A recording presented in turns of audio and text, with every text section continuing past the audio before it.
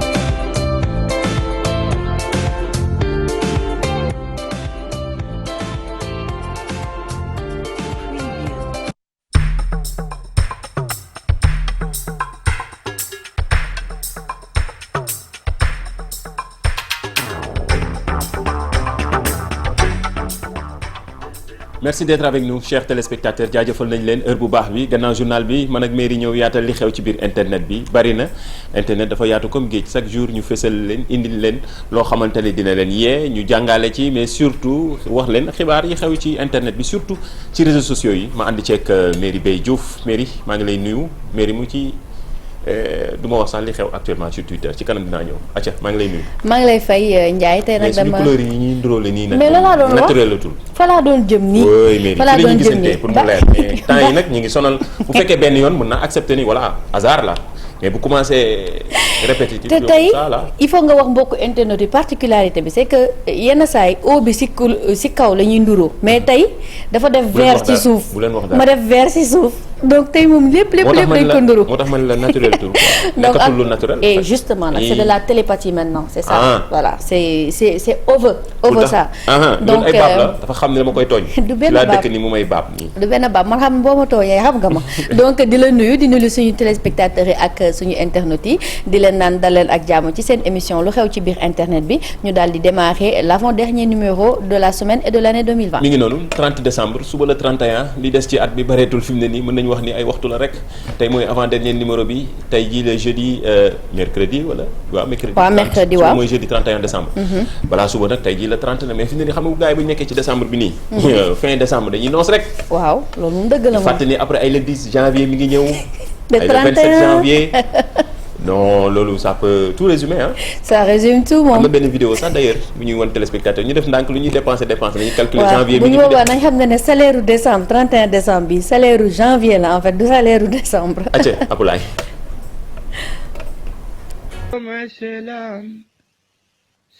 salaamaaleykum waaleykum salaam. dëggantaan mois de janvier bi léegi dem ba nga xam yaakaar ne janvier jour yi day yokk rek ay 77 janvier. mais lii nag dama yaakaar ne ñun jigéen ñi la nar a gën a dal xam nga ñun dañu bëgg ay fête. bëgg ay jënd bëgg ay yooyu yëpp. jigéen ak góor bàyyil bu ñu waxee fii rek nga ni non ñun jigéen ñi nana ni. parce que man jigéen laa xam ay affaire am jigéen ak góor. kon yéen tamit ci ngeen. laajal sa jëkkër. yàlla baax na non man maay dépassé moo tax. je suis la plus grande dépensière man moom damay dépenser moom. attention c'est sûr. bon voilà mois de janvier ñu sóoraale ko lu baax mi ngi suñu kanam nii di leen ñaanal yéen ñëpp atum jàmm atum xéewal at bi 2021 nekk at bi nga xamante dina tax ñu gaaw fàtte vite fait 2020. ci jafe-jafe ci lu ñu dund en tout cas di leen jaajëfal internet yi actuellement mën ngeen ñu suivre ci Facebook Twitter wala Instagram en live sur Facebook di xool seen ay réaction bari na ci tey jii ay yoo xamante ne dañ leen di soxla. waaw te dañuy soxla interactivité bi mu gaaw parce que mais réservé nañ ay questions yu am solo yoo xam ne dañ ciy soxla internet yi quoi. waaw bii yoon moom soxla nañ leen bu baax donc venez bien en renfort am na ay affaires yu grave yu ñu leen indaaleel. war leen ko jox am na ay yu affaire yi am na daal ay affaire daal donc ñëw leen daal ñëw leen rek. ñu ngi leen di xaar miin nañ ko réseaux sociaux yi Facebook Twitter wala Instagram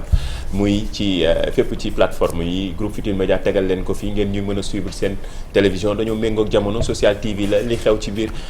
internet bi la maanaam seen ay émission am ngeen possibilité participer gis ngeen ni ñu leen koy proposer lu am solo la ci jamono jii ñu nekk nii internet instant yi voilà dafa xew quoi te ku nekk nag nga xam bu baax ni ñu koy jëfandikoo am na solo am na nag leneen li nga xamante ni grâce à internet gis nga magie internet dafa doy waar. waaw.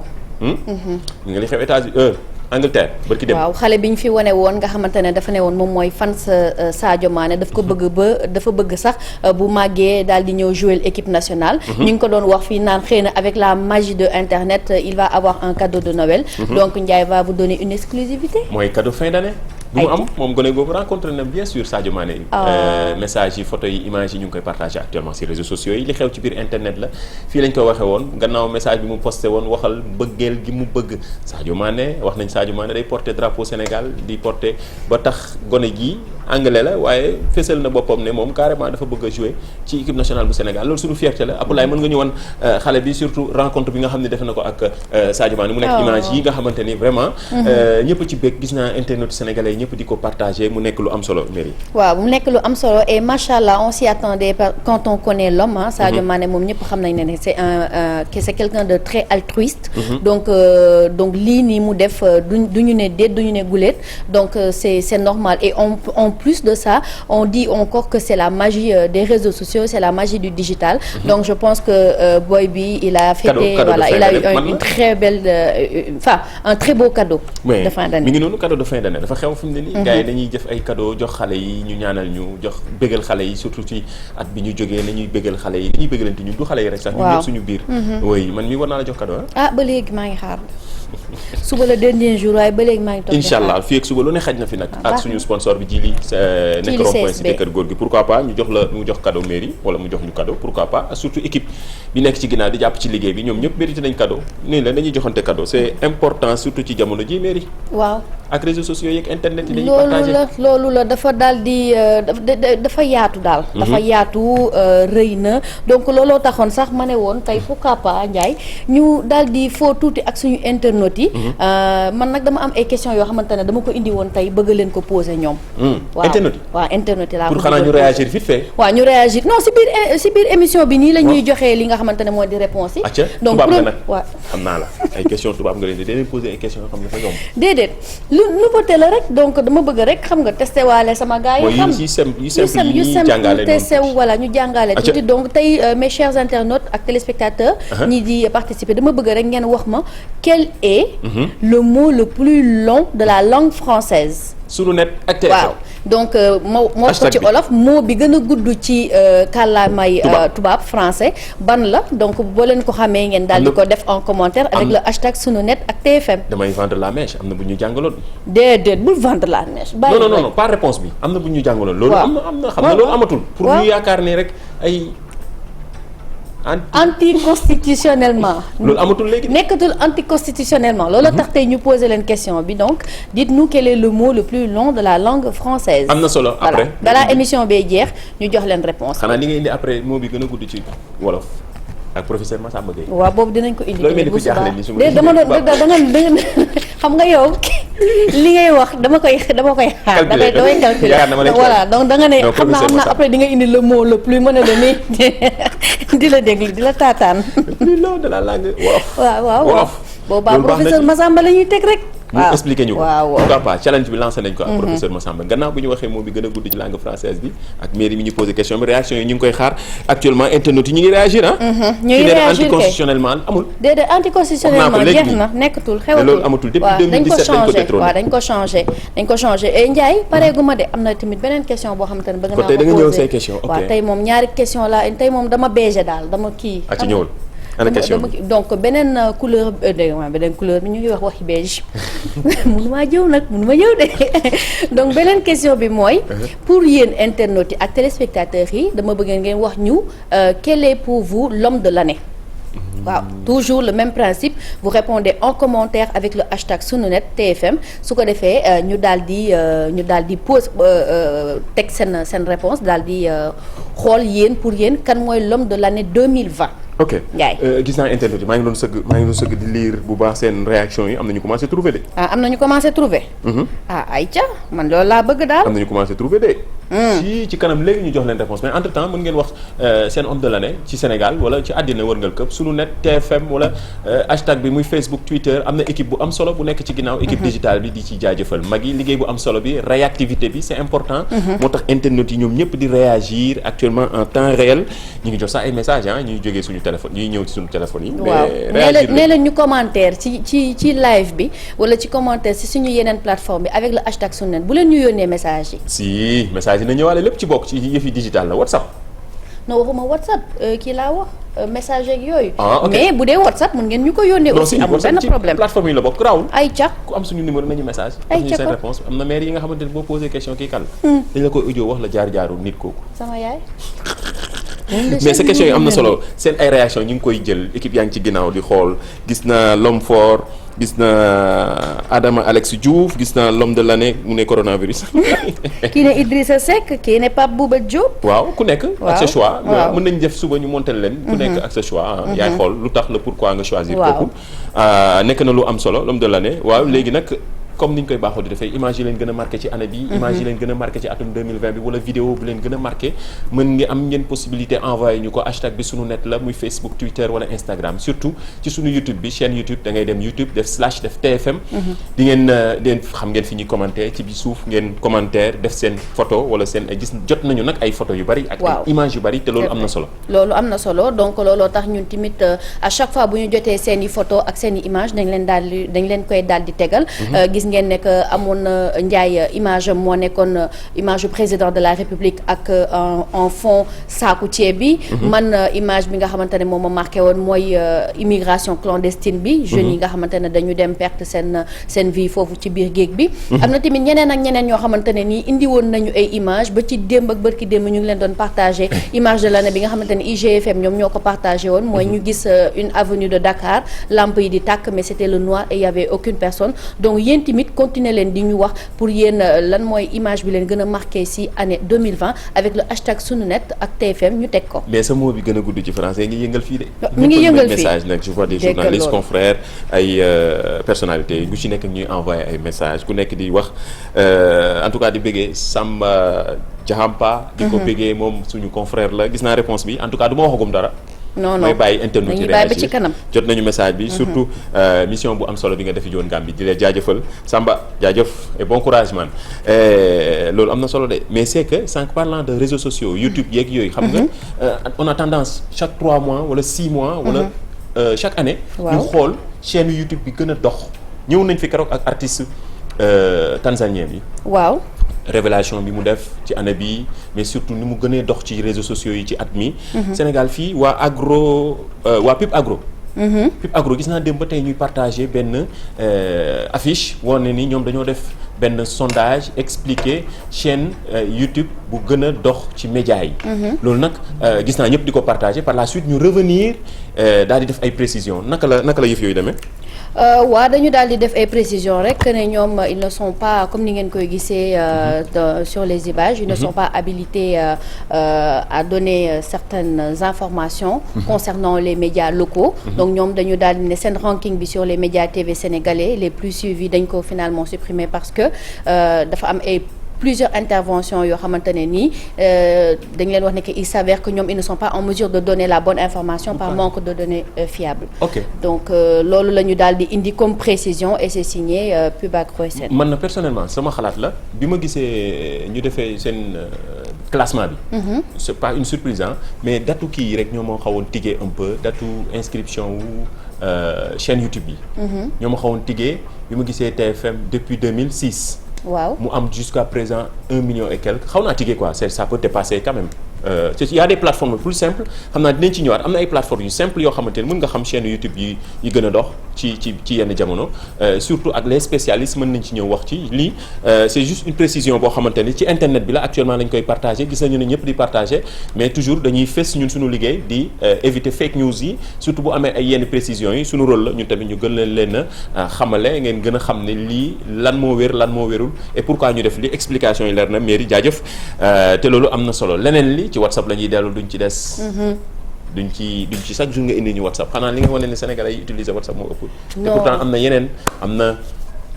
beneen bi fi mu tudd sama bi may utiliser non pas Zoom Telegram waaw.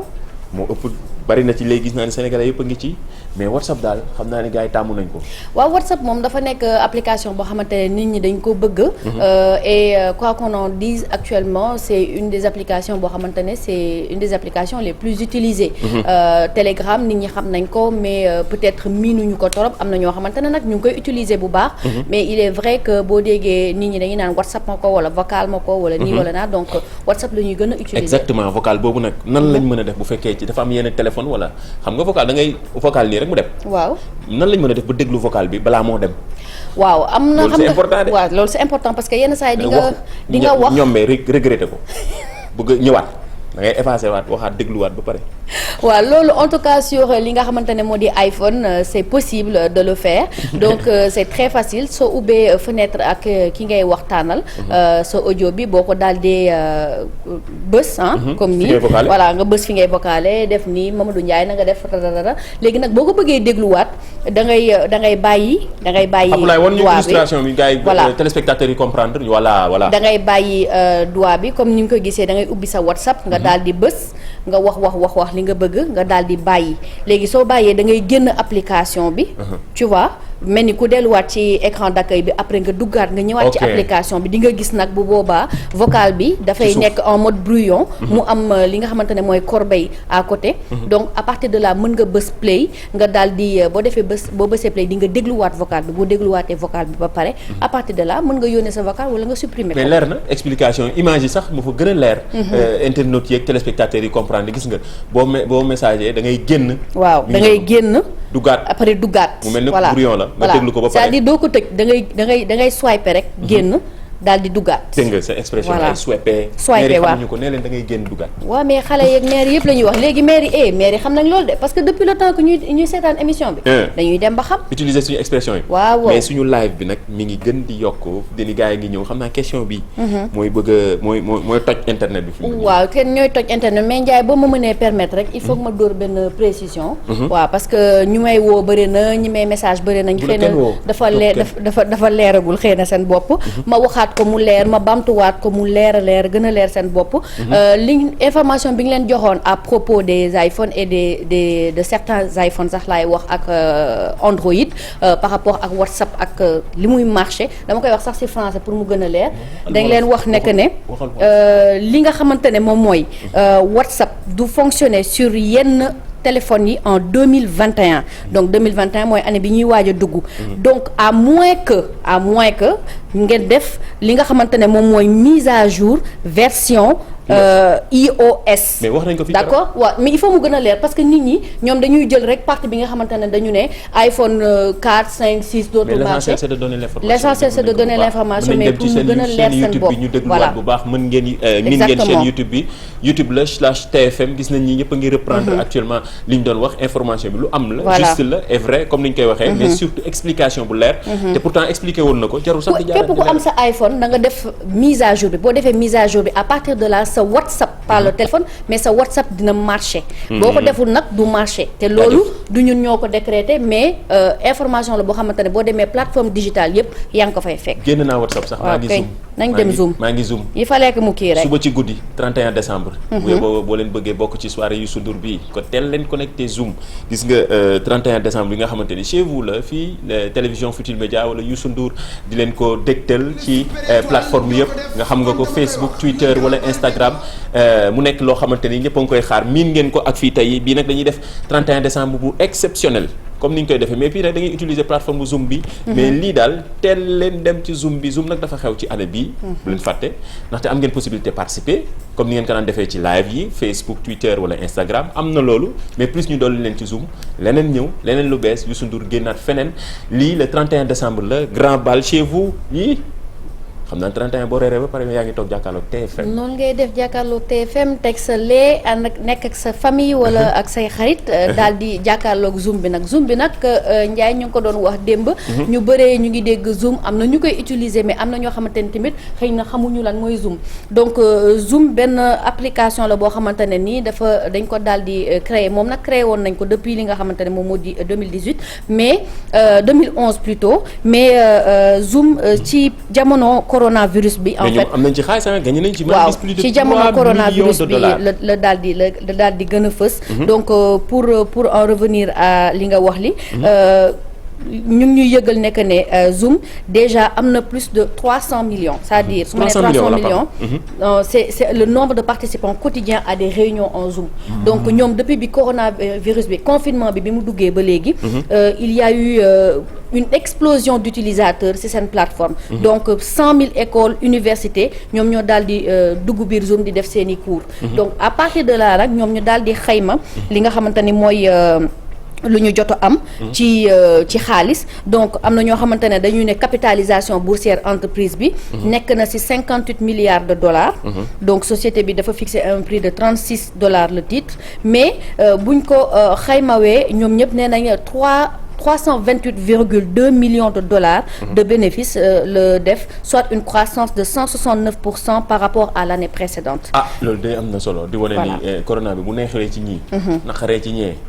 internet yëgu ko de. waaw internet yëgu ko gafa bi ñuy wax. mooy ñi nga xam ne ñoom ŋànk internet ci àddina. waaw muy ñoom Facebook ak ñoom Mark Zuckerberg ak ñoom Zoom ak ñi nga xamante ni vraiment seen business dox na ci bu baax. c'est ça ndaxte nit ñëpp dañu dem ñëwoon nañ ci démb. dañoo dem ci réseaux sociaux yi muy ay TikTok ak yenn plateforme yu ni mel ni Zoom ñëpp doon ko liggéey sur le plan professionnel liggéey bu am solo bi nga xam ne def nañ ko mais lii nag c'était juste pour rappeler que ni suba am ngeen possibilité participer ci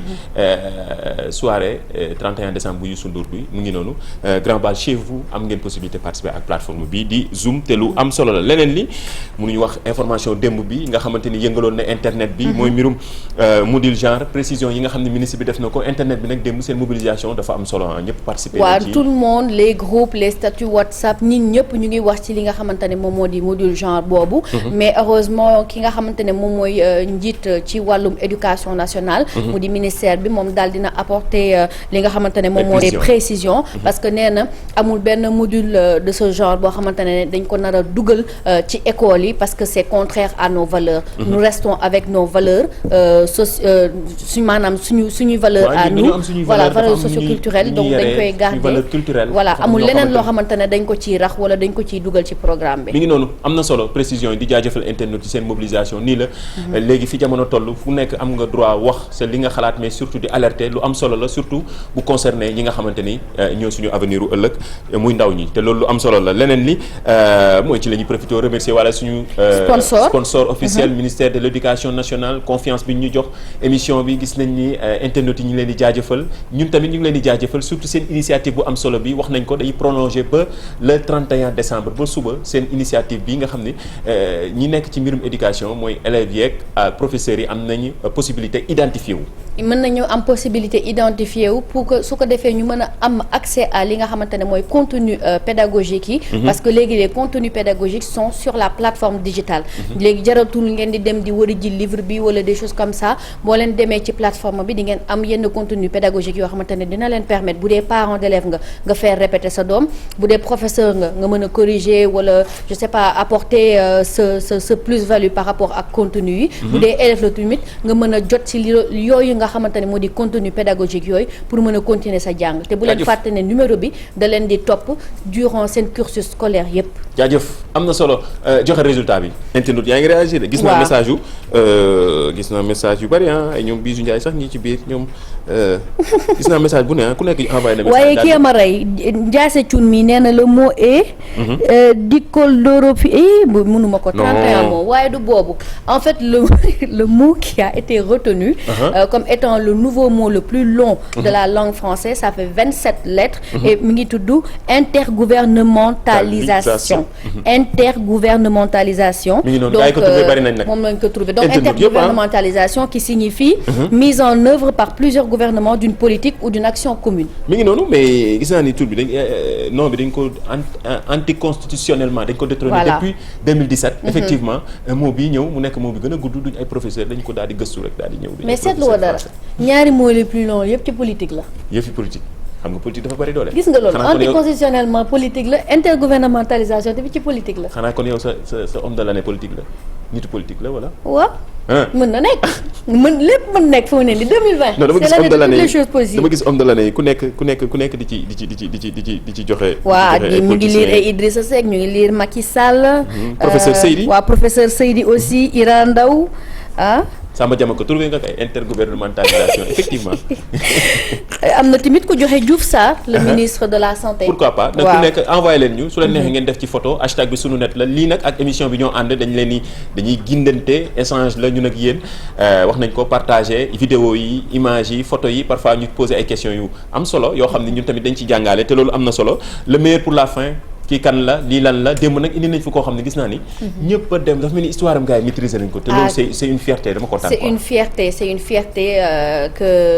loolu ñu daal di ko teel a xam maîtriser ko def biographie bi franchement hier on était super fiers de vous donc vous l'avez tous trouvé ki ñu leen indil démb mu di Aline Sitoé Diatta donc née en 1920 à Cabrousse dans le sud du Sénégal et elle est morte en 1944 à Tombouctou au Mali donc moom nag nekkoon une héroïne de la résistance sénégalaise et particulièrement de la Casamance contre la colonisation française donc moom nag ses parents étaient Silicia Diatta et Assolelo Diatta voilà mais tonton wam son oncle paternel Ella Baline Diatta moom moo ko daal di yar. histoire bu riche la moom Aline Sitoé Diatta gis nga image bi yaakaar naa ni gars yi duñ ko xam mais ku ci nekk fësal na muy Facebook Twitter wala Instagram hashtag bi sunu net la comme ni ngeen koy gisee noonu di wane ni. gars yi yëpp internet yi ñu ci bari ngi participer ci émission bi di wane ñu ñuy féliciter aussi ñun ñëpp ñuy féliciter te suñu biir. ndaxte ñun ak yéen wax naa ko émission bi c'est interactive ñun ak yéen ñoo koy bokk ñoo koy partager ndoo donc yéen parfois yéen a ñuy proposer lu am solo loo xam ni ñun tamit dañ ciy jël inspiré wu ci ñëw ñu partagé ko Sénégalais yi te lii am na solo tey nag am na beneen kii kàlla bu ñu la indil. kii moom yaakaaruma gars yi gaaw ko trouvé de. dikkati nga. bii moom tey moom wan ñu kii kàlla bi Apulaay balaa ñoo jeexal ak Sidiki voilà. kii de man mii sax xaw ma ko. marqué na histoire du Sénégal de. kii de marqué na histoire du Sénégal. kii de xaw ma ko kii nag Ndiaye moom man mi tey mën nga poser question Paul damay bàyyi internet yi capture defal seen bopp ay recherche xoolal suba ñu ñëw ci ak réponse mën nañ choisir kenn mu dem ci jili suñu sponsor officiel nekk rond-point cité Kër Góor gi di ko jaajëfal pourquoi pas ñu koy jaajëfal bu baax ci at mu bees bi ndaxte jili moom bi nga xamante ni vraiment jàpp na ci émission bi mais surtout parfois ñu choisir benn internet mu dem jëli loom téléphone lay doon souvent mu nekk koo xamante ni vraiment ci wóolute gi di ko bégal di ko bégee bu baax a baax li xew ci biir internet wala groupe Futurs Médias ñu ngi lay jaajëfal jili CSB nekk rond-point cité Kër Góor gi indiwaatal image bi kii kan la bi gars yi gën ko xàmmee def ay recherche xool kan moo nekk ci ginnaaw photo bi wax naa ko léegi junju naa leen ne moom tamit marqué na histoire du Sénégal. kii sénégalais la. bu baax sénégalais. bu baax pur et dur. tey su ma wàccee dinaa dellu samay cours histoire. xoolaat de loolu am na solo. am na solo jaajëf ñu terminer rek ak information bi nga xam ne gis jot nañ ko ñu ngi koy partage ci réseaux sociaux yi Sidiki Diabaté mi nga xamante ni libéré nañ ko gannaaw ñetti weer yi nga xam ni teewu nañ ko fa ak coow yi nga xam ne amaloon na ko beneen jigéen ku ñu jàppoon ni seqoon na nag moom mu nekk loo xamante ni ñu ci bari ay fansam ñaawlu woon nañ ko ñenn ñi doon wax ni vraiment jigéen kenn du ko dóor effectivement waaye lii sous caution la ndaxte dafa fay koppar gu bari ñu libéré ko gis nga def na benn vidéo démb mu nekk vidéo exclusivité ñëpp doon ko partagé ci réseaux sociaux yi wax nañ leen ne internet amul limite li xew Mali ak Espagne ak France ak États-Unis dañ koy jot en temps réel. waaw dañ koy jot en temps réel donc di wax ne que ne ki nga xamante ne moo di Sidiki Diabaté moom liberté provisoire la daal di am parce que looloo tax mu daal di fay pour daal di génn mooy libération après paiement d'une caution donc si lañ ko jox li nga xamante ne moo di liberté provisoire comme ni ko Ndiaye waxee mu daal di def une vidéo démb wane ko mu nekk ci internet bi te ku nekk xam nekk lu xew ci biir internet bi rek ñun ñu indil leen ko. jaajëf am na solo tàggatoon nag nga bëggee téléspectateurs yi ba suba nga leen doog a souhaité bonne heureuse année. waaw maa ngi leen di jaajëfal di leen jox dig daje suba incha allah le dernier numéro de l'année 2020 bu boobaa dinañ waxante yu baax ak yu rëy amul benn problème en attendant je vous remercie de votre attention di remercier aussi Ndiaye internautes yi ak téléspectateurs yi ak gëdd bi ñu jox émission bi parce que malgré tout on voit que émission bi c'est suivi surtout par les jeunes ak ñeneen ak ñeneen suñu yaay ak yooyu yëpp te di remercier aussi Soxna Diarra bu Diarra bi au 77 613 49 01 pour le haut nga xamante ne tey da nga ma defal Seexi Ndiaye. jaajëf nice na bëggee nañ la mairie bëggee bu baax internautes yi téléspectateurs yi bëggee équipe bi nekkoon ci ginnaaw ñoom Apulaay ñoom Youssou ñoom madame Guissé ak ñi nga xamante ni vraiment ñooy équipe digitale bi du ñu jóg ci di leen bëggee ñoom Magui ak ñoom Adja ñi nga xamante ni ñooy jàpp ci liggéey bi ba mu gën a yemb di jaajëfal ñi nga xamante ni ñooy internautes yi jaajëfal nañ leen jox leen dig daje ba suba mu nar a nekk dernier numéro bu année 2020. année 2020 nekk année boo xam ne yàlla nañ ko gaaw a fàtte ci at mi ñu jëm di jaajëfal ñu doon suivre bari nañu wax nga ko gannaaw internet yi am na suñu ay xarit nag ñoom Samba Diamanka wax naa ko sànq. ak Bakary depuis Mbao mu ne ma dédicacé ko Tapaña waaw Tapaña jaajëf béggee nañ leen béggee téléspectateurs yi jox leen dig daje ba suba ci beneen numéro li xew ci biir internet.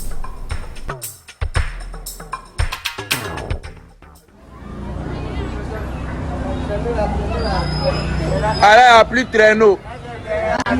C'est les pom-pom gueule.